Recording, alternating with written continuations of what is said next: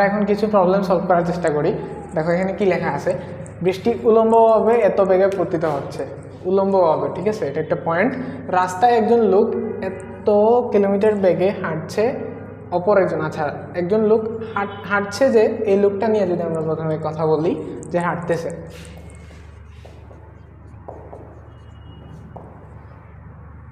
তো তার বেগকে আমি ধরলাম হচ্ছে ইউ, সে 4 কিলোমিটার/আওয়ার এই বেগ নিয়ে হাঁটতেছে এবং বৃষ্টি উলম্বভাবে পড়তেছে, বৃষ্টির বেগকে আমি ধরলাম ভি ইজিক্যালটা হচ্ছে 6 কিলোমিটার/আওয়ার। আচ্ছা, তো এবার আমরা একটু আঁকার চেষ্টা করি। ধরো এদিক বরাবর বৃষ্টি পড়তেছে, একটা লোক এদিক বরাবর হাঁটতেছে, ঠিক আছে। তো এদিক বরাবর যে বৃষ্টি পড়তেছে এটা হচ্ছে 4 এবং এদিক বরাবর যে হাঁটতেছে সেটা হচ্ছে 6, আমি উল্টা লিখলাম। আচ্ছা, এটা হচ্ছে আমাদের 4, সরি, এটা হচ্ছে 6, এটা হচ্ছে আমাদের 4, ঠিক আছে। তো আমরা আগের ভিডিওতে দেখছি যে আমাদের ব্যক্তির যে ব্যাগটা এক্স অক্ষ বরাবর, তাকে আমরা ঠিক বিপরীত দিকে লিখতে পারি, ঠিক আছে, এবং তার বৃষ্টির সাপেক্ষে তার ব্যাগটা বিপরীত দিকে হয়ে যায়। আচ্ছা, এবং এই উলম্ব ব্যাগটাকে আমরা টেনে নিচের দিকে নামাই দিতে পারি। তো উলম্ব ব্যাগটাকে যখন আমি টেনে নিচের দিকে নামাই দিলাম বৃষ্টির ব্যাগটারে, তখন আমার ব্যক্তিরা ছাতা ধরার কথা ছিল এদিক বরাবর, এবং এখানে হচ্ছে আমার থিটা কোণ। আমি এদিক বরাবর যদি টান দিই, আমার যে লব্ধি ব্যাগটা, এটাকে যদি আমি নিচে পর্যন্ত টান দিই, তাহলে আমার থিটা কোণটা চলে আসবে এই জায়গায়। তো আমার এই থিটার মানটা বের করতে হবে। ধরে আমার ব্যক্তিটা আছে এখানে, তাকে এই কোণে ছাতা ধরলে সে ভিজবে না, ঠিক আছে। তো এই কোণে ছাতা ধরতে গেলে আমার এখানে একটা ত্রিভুজ তৈরি হয়ে যায়। তো এই ত্রিভুজ অনুসারে এটা হয়ে যাবে আমাদের 4, এখানে 4 চলে আসে, এটা হয়ে গেছে আমার 6। তাহলে আমি এখান থেকে বের করতে পারবো যে tan theta is equal to লম্ব বাই ভূমি 4/6, তাহলে থিটা ইজ ইকুয়াল টু হবে tan ইনভার্স 4/6। এই মানটাই হবে আমার, যে ব্যক্তিটা হেঁটে যাচ্ছে সেই ব্যক্তিটা ছাতা ধরার কোণ উলম্বের সাথে। tan ইনভার্স 4/6 সমান হচ্ছে 33.69, এত ডিগ্রি কোণে তাকে ছাতা ধরতে হবে উলম্বের সাথে, যেন সে না ভিজে। আচ্ছা, তা আমাদের এখানে আরেকটা জিনিস রয়ে গেছে, সেটা হচ্ছে অপর একজন লোক 8 কিলোমিটার/আওয়ার বেগে সাইকেল চালাচ্ছে, তার ব্যাগটা একটু বেশি, ঠিক আছে। তো তার ব্যাগটা যদি একটু বেশি হয়ে যায়, তখনের ক্ষেত্রে আমরা কী করব, যে হাঁটছে এবং এখন হচ্ছে আমাদের সাইকেল চালাচ্ছে, যে ব্যক্তিটা সাইকেল চালাচ্ছে, তো যে ব্যক্তিটা সাইকেল চালাচ্ছে শুধু চেঞ্জ হয়ে যাবে আমার এই মানটার, সেটা হয়ে গেছে আমার এখানে 8 এবং এখানে আমি 8 লিখে দিব। তাহলে এখানে আমার হয়ে যাবে হচ্ছে 8/6, ঠিক আছে। আশা করি তোমরা বুঝতে পারতেছো, ঠিক আছে। আমার এদিক বরাবর ছিল, সেটাকে আমি এইদিকে নিয়ে আসছি, এবং এটা আমরা জানি বৃষ্টির সাথে তার আপেক্ষিক ব্যাগটা হবে এদিক বরাবর, এবং উলম্ব বরাবর যে বৃষ্টির ব্যাগটা ছিল সেটাকে আমি নিচে নামিয়ে দিলাম। এই থিটার মানটা আমি বার করব, এবং এই জায়গায় আমার 8/6 এর মান 53.13 আসে, 53.13 এত ডিগ্রি আসে। আচ্ছা, তো আরেকটা জিনিস এখান থেকে আমরা বুঝতে পারি, সেটা হচ্ছে যখন আমার ব্যাগটা বাড়াই দিলাম, আগেরটা ছিল হচ্ছে 33.69, তাই না। তো ওই ক্ষেত্রে আমাদের ব্যাগ কত ছিল 4, এবং ব্যাগটা যখন ওই ক্ষেত্রে আমাদের এটা 6 ছিল, এটা ছিল 4, এবং যখন আমি 53.13 ডিগ্রি মান হয়ে গেল থিটার, তখন এক্ষেত্রে আমার ব্যাগটা হয়ে গেছে 8, ঠিক আছে।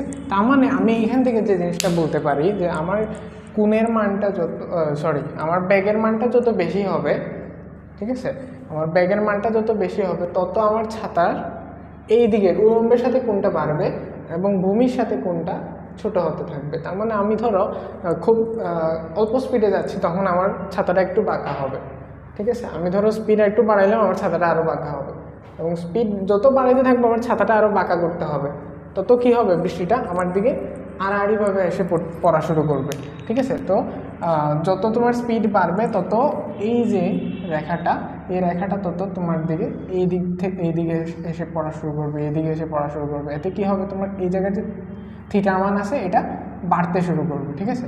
যেমন এই জায়গায় যখন বেগ দ্বিগুণ হয়ে গেল তখন থিটার মান দেখো 33.69 থেকে 53.13-তে চলে গেল। আরেকটা ইন্টারেস্টিং ম্যাথ নিয়ে যদি কথা বলি, যে একজন সাইকেল আরোহী সমতল রাস্তায় মানে ফ্ল্যাট রাস্তার উপর দিয়ে কত বেগে চললে আমাদের বাইর করতে হবে কত বেগে চললে 6 মিটার পার সেকেন্ড বেগের বৃষ্টির ফুটা, আমার বৃষ্টির ফুটাটা উলম্বভাবে পড়তেছে কত বেগে 6 মিটার পার সেকেন্ড বেগে, তার গায়ে পড়বে হচ্ছে 45 ডিগ্রি কোণে। তাহলে এটা হচ্ছে আমার থিটা, ঠিক আছে। থিটা সমান কত? 45 ডিগ্রি। থিটার সমান যদি 45 ডিগ্রি হয়, আমার বাইর করতে হবে তার বেগ, বৃষ্টির বেগ আমার কাছে দেওয়া আছে। তাহলে একজন সাইকেল আরোহী যদি এদিকে গতিশীল হয় এবং তার উপরে যদি এদিক বরাবর বৃষ্টি পড়ে এবং বৃষ্টির বেগটা হচ্ছে 6 এবং সে যাচ্ছে কত বেগে, ওইটা আমাকে বাইর করতে হবে। ধরলাম আমি সে ভি বেগে যাচ্ছে, ঠিক আছে। এবং এই জায়গায় যে কোণটা সেটা হচ্ছে আমার থিটা, সেই কোণটা হচ্ছে কত? 45 ডিগ্রি।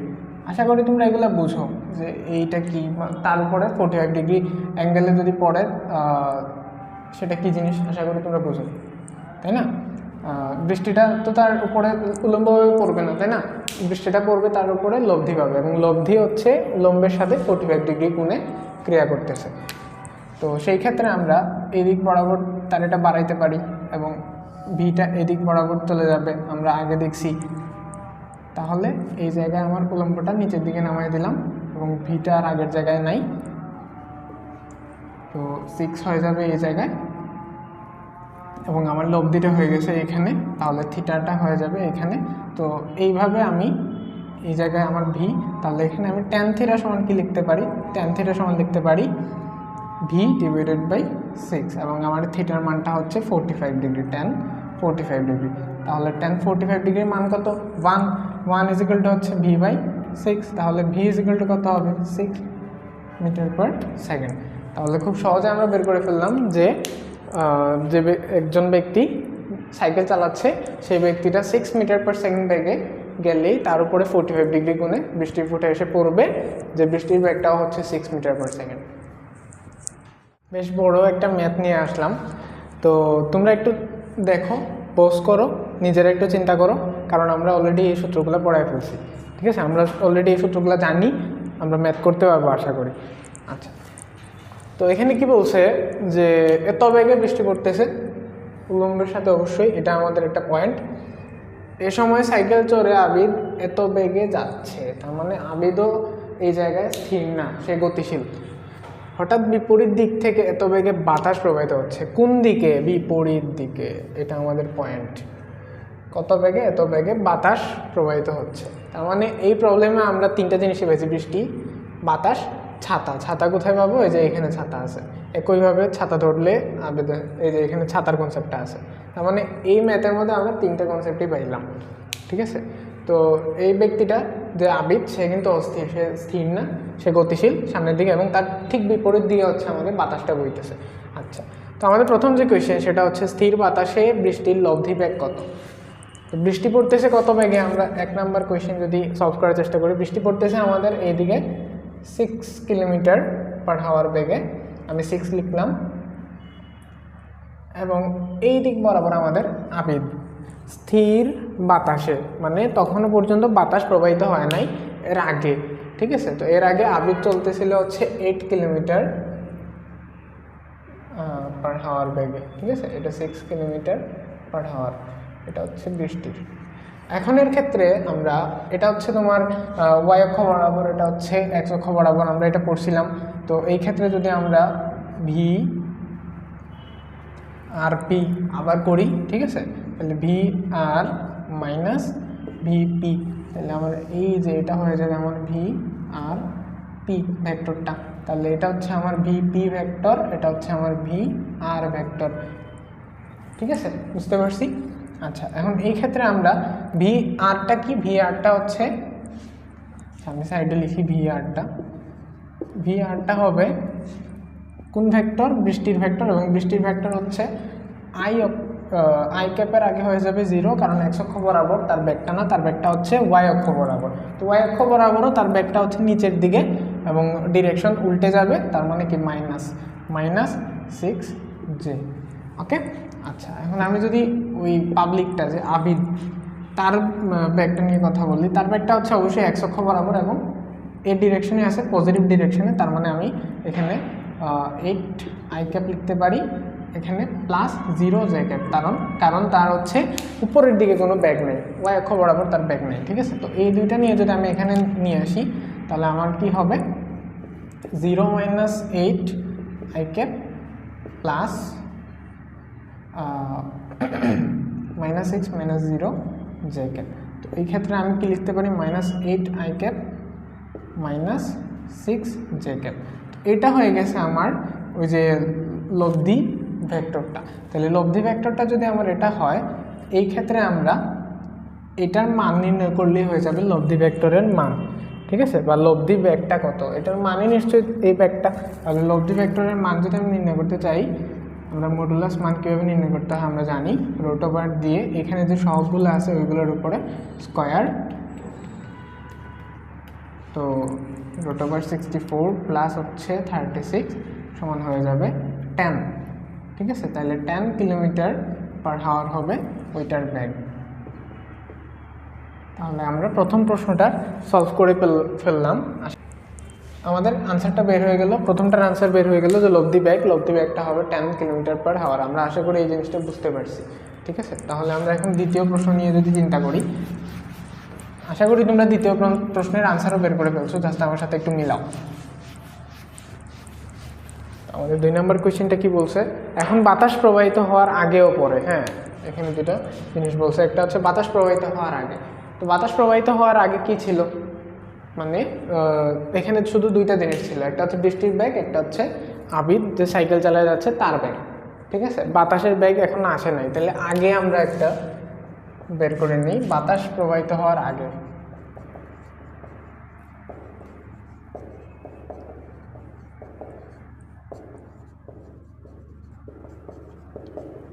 বাতাস প্রবাহিত হওয়ার আগে এই ক্ষেত্রে আমরা কি করব, আমরা তো জানি যে এদিক বরাবর ছিল, ধরি আমরা আবিদের ব্যাগ, তাহলে সেটা উল্টে যাবে, আমি উল্টায় দিই একসাথে, ঠিক আছে, উল্টায় দিয়ে এদিক বরাবর আমি আবিদের ব্যাগ রাখলাম। তো আবিদের ব্যাগটা কত ছিল 8 km/h, 8, এবং এই দিক বরাবর ছিল আমার বৃষ্টির ব্যাগ, সেটাকে আমি নিচে নামাই দিলাম, এই হয়ে যাবে আমার বৃষ্টির ব্যাগ, আর আমি এটাকে ডট করে দিলাম।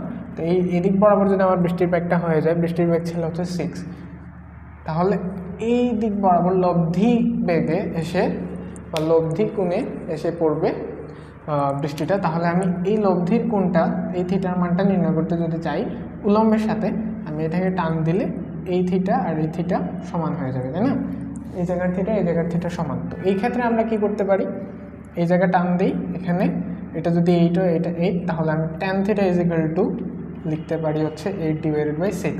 আমরা এই প্রসেসটা জানি, তাই না। আচ্ছা, তো সূত্রটা আমাদের কি ছিল, এরকম না সূত্রটা, যে tan θ = উপরে ব্যক্তি নিচে হচ্ছে বৃষ্টি, এরকম ছিল না যখন বাতাস নাই এইসব ক্ষেত্রে। আচ্ছা, তো 8/6, তাহলে tan θ = কি হবে, tan ইনভার্স 8/6, জায়গায় আনসারটা হবে 53.13 ডিগ্রি। তাহলে আবিদ সাইকেল চালাইতে চালাইতে উলম্বের সাথে তাকে 53.13 ডিগ্রি কোণে ছাতা ধরতে হবে, এটা ধরি আমি উলম্বের সাথে থাকে 53.13 কোণে ছাতা ধরতে হবে, ঠিক আছে। এই থিটার মান বের হয়ে গেলে আমাদের 53.13। তাহলে আমরা প্রথম অংশটা পেয়ে গেলাম, আগে এবং পরের অংশটা আমরা বাইর করতে হবে। পরের অংশটা বাইর করে আমরা কম্পেয়ার করতে হবে যে 53.13 ডিগ্রি কোণে তো আগে যখন বাতাস প্রবাহিত হয় নাই তখন আমরা ছাতা ধরলাম, মানে আবিদ ছাতা ধরলো, ঠিক আছে। কিন্তু পরে যখন বাতাস প্রবাহিত হইল তখন কি সে এই কোণে ছাতা ধরে বৃষ্টি থেকে বাঁচতে পারবে? আমরা এই কোয়েশ্চেনের আনসার এখন বের করব, ঠিক আছে। তো এটা হচ্ছে বাতাস প্রবাহিত হওয়ার আগে। এখন যদি আমি এখানে লিখি বাতাস প্রবাহিত হওয়ার পরে, বাতাস প্রবাহিত হচ্ছে কোন দিকে এটা আমাদের ম্যাটার করে, কোন দিকে, বিপরীত দিকে, এখানে আমাদের পয়েন্ট, কোন দিকে বাতাস প্রবাহিত হচ্ছে, বিপরীত দিকে। তা আমরা জানি বিপরীত দিকে যদি বাতাস প্রবাহিত হয় তাহলে যে ব্যক্তি বা আবিদের যে ব্যাগটা আছে ওইটার সাথে কি করতে হবে, বাতাসের ব্যাগটা যোগ দিতে হবে, ঠিক আছে। তো বাতাসের বেগটা যোগ দিলে আমাদের তখন যে সূত্রটা হয় ওটা কি হয়ে যায়, ব্যক্তি প্লাস বাতাস, ঠিক আছে, ব্যক্তি প্লাস বাতাস। তো এই ক্ষেত্রে আমাদের এখানে আবিদের বেগ 8 থেকে বেড়ে কত হয়ে যাবে, এখানে হচ্ছে তোমার বৃষ্টির বেগ কই, এই যে বৃষ্টির বেগ 2 এবং আবিদের বেগ 8, তার মানে 8 + 2 হয়ে যাবে 10। কত হয়ে যাবে, 10। তাহলে এই জায়গায় আমার মানটা হয়ে যাবে 10। আর কোনো পরিবর্তন না, আর কোনো পরিবর্তন নাই, শুধু এখানে হয়ে যাবে 10, 10/6, 10/6। এটার মান নিশ্চয়ই 53.13 না, ঠিক আছে, 10/6 এর মান নিশ্চয়ই 53.13 না। তাহলে আমাদের এই কোয়েশ্চেনের যে আনসার সেটা অবশ্যই একইভাবে ছাতা ধরলে সে বৃষ্টি থেকে রক্ষা পেতে পারবে না। তো এটার মান হচ্ছে, তাহলে থিটার মানটা হবে 59.03 এত ডিগ্রি। তাহলে আমরা ধরে এটা হচ্ছে θ2, আর আগে যেটা বের করছিলাম বাতাস প্রবাহিত হওয়ার আগে, ঠিক আছে, ওইটা ধরলাম হচ্ছে θ1, ওইটা ছিল হচ্ছে 53.13 ডিগ্রি এবং θ2-র মান হচ্ছে 59.03। তার মানে θ1 নট ইজিক্যাল টু θ2, ঠিক আছে। তাহলে বাতাস প্রবাহিত হওয়ার আগে ও পরে একইভাবে ছাতা ধরলে আবির বৃষ্টি থেকে রক্ষা পাবে না, তাকে দুইটা ডিফারেন্ট কোণে ছাতা ধরতে হবে, ঠিক আছে। যখন বাতাস প্রবাহিত হইলো তখন তাকে ছাতার কোণটা কি করতে হবে, একটু বাড়াইতে হবে, ঠিক আছে, উলম্বের সাথে একটু বেশি কোণে ছাতা ধরতে হবে যখন বাতাস প্রবাহিত হলো। ওকে, আশা করি আমরা এই প্রশ্নটা বুঝতে পারছি। আমাদের এই প্রশ্নটা যদি এরকম থাকতো যে এখানে বিপরীত দিকে আসে না, এই জায়গায় যদি আমাদের থাকতো একই দিকে, ধরো আমি এখানে বিপরীত দিকের বদলে একই দিকে দিয়ে দিলাম,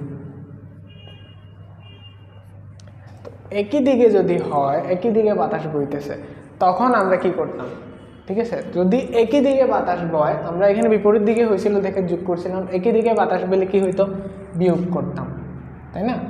এখন আমাদের ব্যক্তির যে ব্যাগটা সেটা বেশি ছিল, এই যে 8 km/h এবং বাতাসের ব্যাগটা হচ্ছে 2 km/h। তো এই ক্ষেত্রে আমরা কি করতাম, এখানে আমাদের 8 - 2 হয়ে যেত, 8 - 2 মানে 6, এখানেও 6, তাহলে 6/6 এবং এই কোণের মান তখন হয়ে যেত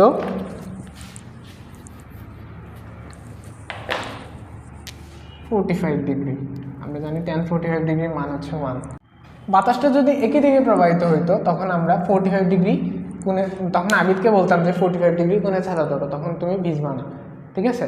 তো আমরা এখানে আরেকটা কোণ পাইলাম, যেটারে আমি ধরো θ3 ধরলাম। তো θ3টা কি, θ3টা হচ্ছে যখন একই দিকে বাতাস এবং ব্যক্তি, একই দিকে বাতাস এবং ব্যক্তি, এবং θ2টা হচ্ছে বিপরীত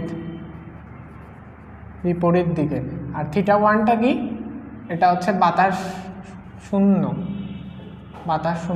মানে এটা বাতাস যখন প্রবাহিত হচ্ছে না তখনের ক্ষেত্রে, যদি বিপরীত দিকে বাতাস প্রবাহিত হয় তখনের ক্ষেত্রে একটা কোণ, এবং যদি একই দিকে বাতাস প্রবাহিত হয় তখনের ক্ষেত্রে আমরা পাইছি হচ্ছে 45 ডিগ্রি, ঠিক আছে। আশা করি তোমরা এই কনসেপ্টগুলা বুঝে ফেলছো এবং তোমরা এই টাইপের যদি ম্যাথ আসে তোমরা পারবা।